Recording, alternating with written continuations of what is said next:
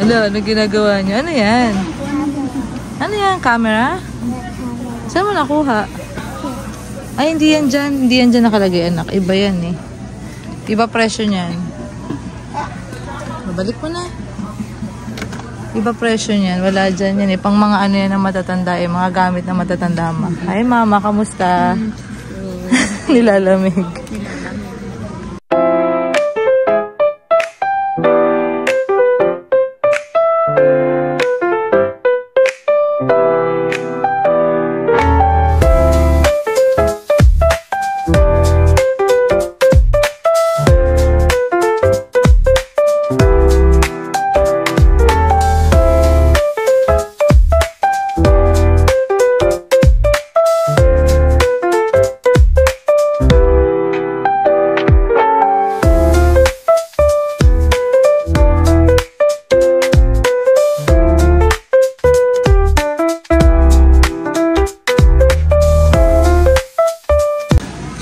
Vitamins nila is yung dati na lang daddy para ano wala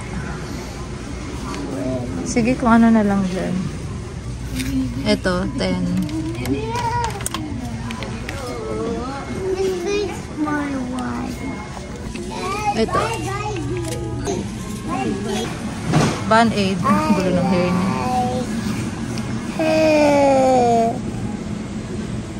Mili siya. Dapat 2. Kasi baka ubus. Asan daw?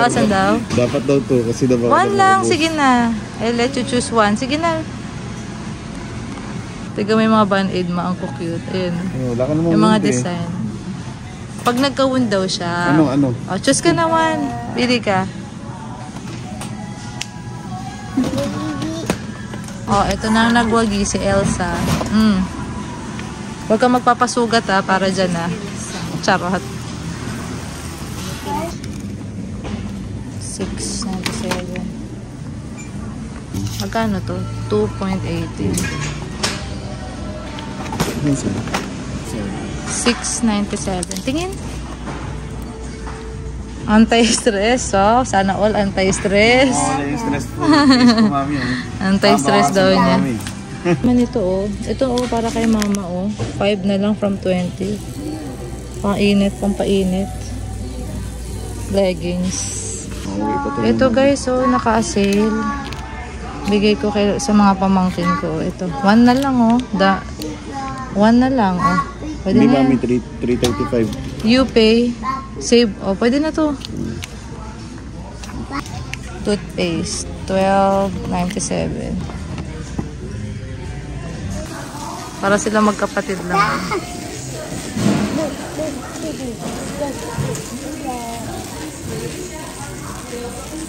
Ito, gusto mo? Yeah. Pipili namin ni mama. Ayan, tingin ni mama ha. May mga small parts to yung baka si Atalia kasi. Take care mo yung mga small parts ha. Oh, lagay mo na din. Ito, 34 na lang oh. Ganda ah. Okay. Take mo nga, Talia. Regalo mo sa kanila? May namin ni mama sa bahay. Yes. Itong isa nito. 7. Ah, pero apatan lang siya. Hindi, 6. Saan ko pwede hilahin? Tawa nga lang to eh. 6 yan, dad. Bilang mo. 6. Sige, isang ganyan. Hindi, dad, isang box. Isang ganyan lang. Ito malilito. Opo, isa lang. Okay. Teacher, 1, 2, 3, smile, mama. Hey, okay. Okay lang, okay na. Ito kasama ka. Video pala, 1, 2, 3, smile. Galaw-galaw. Ito, 3.97. Masarap to. Pang Christmas. Butter, 2.78. Ito, try nga natin to, Mexican chorizo. Daddy, try natin to, pork. 4.14. Baka masarap. Tennessee Pride, 2.98. Papatry ko kay mama. Ito, favorite namin to. Bili kami, guys. Patikim natin kay mama. Mama. Ace, ako naman na. Uy. Ito, guys, 13.98. Kukunin ko to. Pangkapihan namin.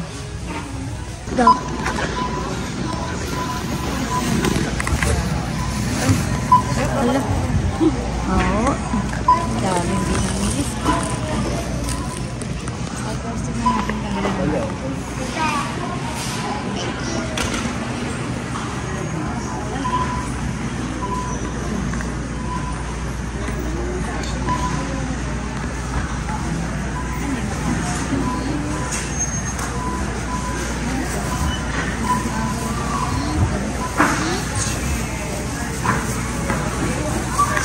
Thank you very much. Wow, gusto niya iba kainin niya. 1, 2, 3, smile. Talia, 1, 2, 3, smile. Uy, ganda. Wait kami ng order. Ayan yung in-order namin guys. Jerk, shrimp, steamed cabbage, tapos rice with beans. Tapos ito yung parang saba nila. Si Mama Sing. Kain. Kaya po yung kay A sinihintay pa. Ano sa kanya? Jerk chicken. Wait namin yan sa kanya. Ano pa chicken? Jerk chicken. Kain na yun. Okay. Kain po. Si Daddy, dyan yan din sa'yo? Oxtail. Oxtail sa kanya. To go. Busog pa ako. Busog-busogan. Nauwi na tayo guys. Ayan. So, ang lamig ng paligid. Nag-yelo ang paligid dito guys. So, galing akong duty. Duty ulit mamaya. Medyo late yung kapalitan ko. Kaya mag-aalas 7 na ako nakauwi guys. So, 6 to 6 ang duty. Pero, dahil late siya, wala akong magagawa. Pero pwede namang magbilang guys ng narcotics kung pwede mo naman siyang hindi hintayin. Pero syempre, as Filipino, hintayin natin siya. Mga 40 minutes ata ako naghintay sa kanya. Tsaka siya. Laging late yun eh. So, no choice guys. Pero okay na rin. Isip ko na lang yung OT. So, let's go guys. Ayan. Baba na ako. Ayan guys, yung situation ng bahay namin ngayon. No? Nag-yellow ang mga grass. Namumuti. Dahil sobrang lamig. So, kukunin ko lang dito yung regalo. Bigay ng katrabaho ko kanina. May Christmas gift akong natanggap. Yung alam nyo yun guys, lamig na ako pero nagpa-vlog pa rin ako. So, ayan o. Nag-yellow siya. Ayan nga pala guys. Thank you sa panonood ninyo ng videos. Na-appreciate ko. Oh, sorry Haggard. So excited ako umuwi. Dito si Mother. Ayan. So, ipa-vlog ko sa inyo guys. Siguro sa vlog na to. Continuation kung paano yung process niya. All about dun sa kanyang tourist visa guys. So, ayan. Gosh, sobrang lamig. Nasa 26 ata kami ngayon dito guys. So, ayun nga guys. Pag may time ngayon, ikukwento ko bago ako matulog. Yung process ng visa niya. And kung ano yung mga may kukwento ko pa guys. Ayan na si Daddy. Shout out. Di naman na bad trip. Parang ito yung pinaka first time ko guys na makauwi ng ganito ka-late. 7:06 na ngayon guys. Yung staff na yun, lagi yung late. May ugali na talaga siya. So, no choice. Ay, nag-vlog ako. Siyempre, halo-halo naman guys talaga yung mga ugali. May mga responsible, pero may mga irresponsible din. So, asahan nyo yun sa work. And wala tayong magagawa sa ugali nila kundi mag-react na lang tayo ng kung ano yung dapat. Naayon at chill lang. So, yun guys. Maliligo muna ako at saka ako magbe-breakfast at iyakap sa mga to after. See you later. Ayan na guys, good morning ulit. Tapos ako maligo, dito na kami sa dining table. Ayan na yung nanay ko, yan nanay ko yan yun.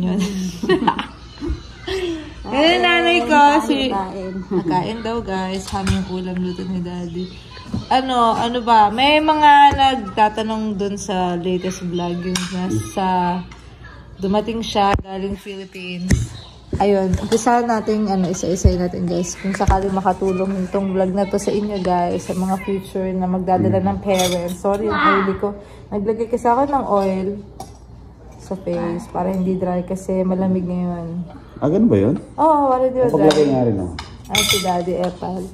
Ayun sila, dyan sa harap ko. Ayan. So, yun guys, sagutin natin. First, ano nga ba, yung natandaan ko, sabi nila, nakalimutan ko. Wala pa ganun. Yeah, so, may nagtanong ko anong klaseng visa daw guys. Sorry. Yung visa niya is tourist visa, B1, B2, di ba ma? Non-immigrant visa. So, kami is immigrant dito, 1.5 year. Nung nag-file ako nung ano niya, nung application niya as, yun nga, tourist, non-immigrant tourist visa. So ang kwento nun guys, kinunan ko siya, in-applyan ko siya sa saan bang site yun? Post mo na lang. Yun. Nag-file ako ng DS-160 niya. July 16 ata yung date na yun. Tapos parang ilang weeks lang nun, pwede na ako magpa-schedule nun guys ng interview. Tapos yung parang pinaka-earliest na interview ng daddy na, November. Yun na, yung nakuha niya na November 19. So, July nagpasa, nagpa-schedule ng November, July, August, September, October. Parang 4 months, guys, yung waiting niya bago siya in-interview. So, November 19 siya in-interview, 2024, this year. Tapos lumipad siya agad. Lumipad lang siya agad. Excited lumipad guys. Nagpasko dito kasama yung mga apo niya. So, ayun guys. Yun. Nung binayaran namin dun sa pag-file ng DS-160, kasi magbabayad na kayo dun guys sa pag-fill up nyo dun ng DS-160. May bayad na yun para i-process nila yung visa. So, Philippine peso, nasa siya guys, nasa 1.5. Hindi 1.5. 11,500 noong time na yun. Yun, 11,500. Salita lang ako dito habang siya nagmumukbang. Hindi, okay lang yan, ma. Ayun pala si mama, dapat pala intro ko guys, ayun si mama, siya, 68. 68 ka, di ba ma? Ayan, 68 years old yan. Walang travel history si mama. Tapos nag-travel lang siya alone.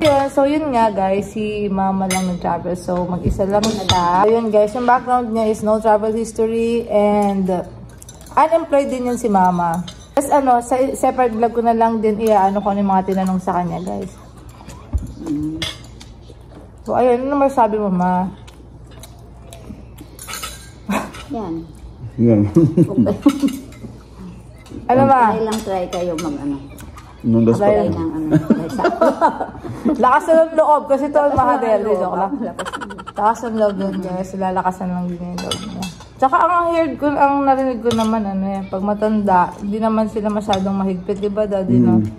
Pag magtutulis visa. So, lang guys. Ayun, so, tuloy nyo lang guys sa mga pangarap nyo for your parents, for sure. Go, go, go lang guys. Ayan guys, may dumating kaming Christmas gift from Ate Joy and Ate Tin. Thank you. Shout out. Super thank you. Ito guys, kailangan nun naka-open ng 24 hours bago gamitin. Para fully recovered. Charot. Fully expanded. Expanded, yes. Tama. So, ayan guys. Saan niya nabili yan? Walmart daw? Pinadeliver. Maganda daw maganda. Kasi may ganito sila, tested na. Oo. Gusto kasi ni Daddy parang firm. Sumasakit daw yung likod niya pagka sobrang lambot ng bed. Aging. Signs of aging, guys. Kaway-kaway. Ang ganda ng ganito nila. Thank you ulit. Thank you for Christmas gift, ates. Ang galing ko ba? Wag na, no? Okay na yan, Dad. Kasi baka talon-talon na nila So, stay lang namin dyan yan the whole night, guys. Baka open ng duty lang. Yes. So, ito guys. Duty na naman ako. Continuation ng vlog ko to. Tapos pala kanina, nakuha na nila ate, daddy, no? Yung balikbayan box. Ayan guys. So, napalitan na. So, ayan yung mga next naming box for mga pasalubong sa Pinas. So, ayan. So, si mama. Darating pala sa Pinas yun, 2 to 3 months, guys. Maano dito, medyo matagal yung ano nung cargo, no? Elvis, hindi katulad, guys, pag nasa California kayo or ibang parts ng US. Yes, mabilis doon. Kasi maraming Pilipino. Tapos, madaling mapuno. Pinupuno rin kasi nila yung cargo nila before nila i-ship sa ano. Para hindi sila lugi, syempre. So, yung sa amin, tatagal nga, guys, ng 2 to 3 months bago ma-receive sa Philippines. So, ayun. Medyo matagal lang. So, tine-check namin lagi expiration date. Ayun, mga bagay na ganun. And si Mama tulog, tsaka si Ace. So, bukas ko na lang ulit i-continue, guys, yung vlog tungkol dun sa kanyang experience sa kanyang tourist visa. So, abangan nyo, guys.